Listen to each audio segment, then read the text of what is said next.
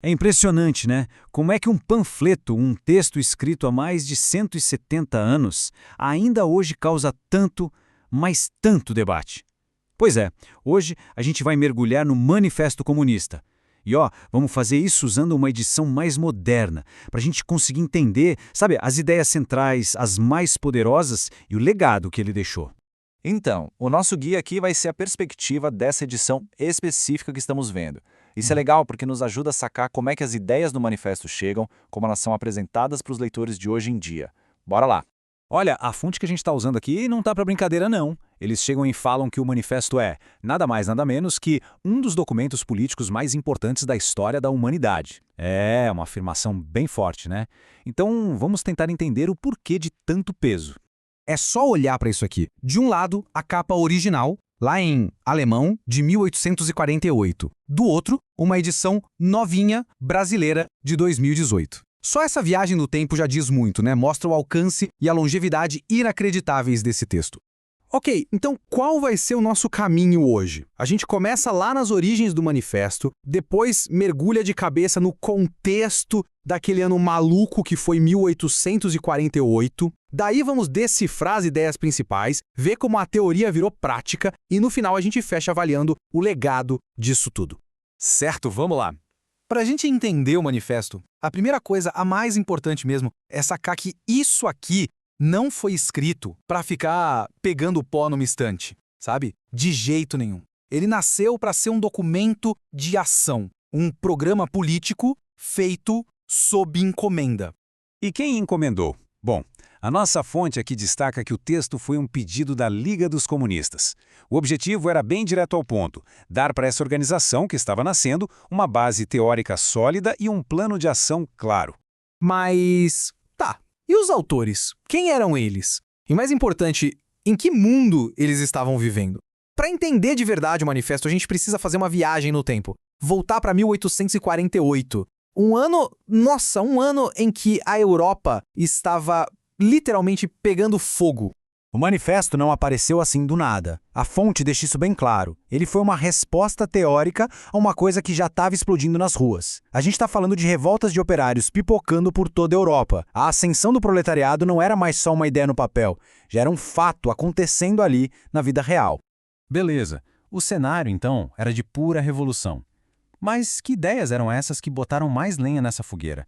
Vamos direto para o coração do manifesto agora. A grande ideia aqui é o que eles chamam de materialismo histórico. Parece complicado, mas vamos pensar assim, ó. Para Marx e Engels, a economia é o motor que move a história. O jeito como uma sociedade produz as coisas, isso define tudo. A política, a cultura, até as ideias das pessoas. E o combustível desse motor? O conflito sem fim entre as classes sociais. E é aqui que vem uma virada de chave importante. A nossa fonte mostra que Marx e Engels meio que deram um basta nos socialistas que vieram antes. Porque para eles, os trabalhadores não eram coitadinhos, sabe? Não eram vítimas passivas que precisavam de ajuda. Não, eles eram a grande força revolucionária, a turba que tinha um futuro nas mãos. Eram, como eles mesmos disseram, os coveiros do capitalismo. Aí o manifesto joga uma pergunta bem provocadora na mesa. Uma pergunta que a gente pode se fazer até hoje. Qual é o verdadeiro papel do Estado numa sociedade capitalista? Se ele não é um juiz neutro nesse jogo, então o que ele é de verdade?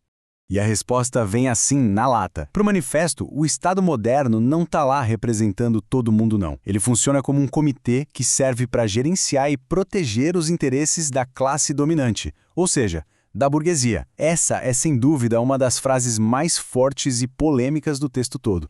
Mas beleza, será que essas ideias ficaram lá congeladas em 1848? A fonte que a gente está usando argumenta que não, de jeito nenhum. A proposta era justamente ser uma doutrina viva, em movimento, que fosse evoluindo junto com as lutas do mundo real.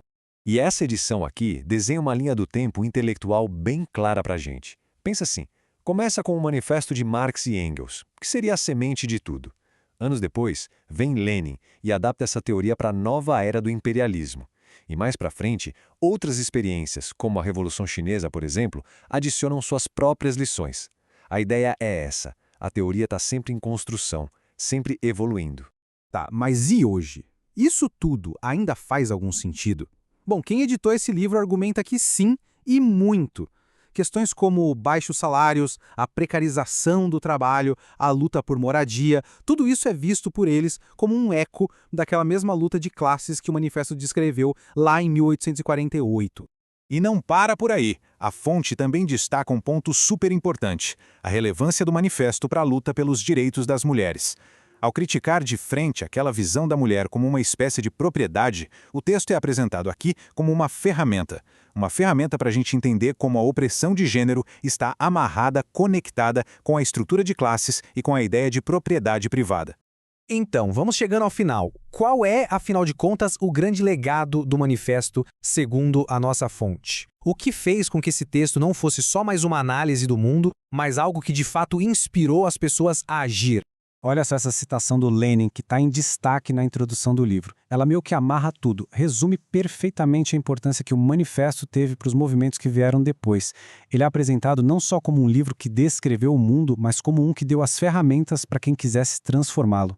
E com isso a gente fecha o ciclo, fica bem claro qual é a da editora, né? A intenção deles com essa edição não é só um estudo histórico, não. Ela é apresentada como um manual vivo, uma ferramenta para ser usada hoje, na análise e na luta política do presente.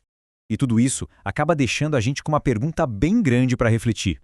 Independente de se concordar ou não com as ideias dele, a jornada do manifesto meio que força a gente a pensar o que é que dá um punhado de palavras a um documento escrito o poder de saltar do papel, de inspirar movimentos e literalmente de ajudar a remodelar o mundo.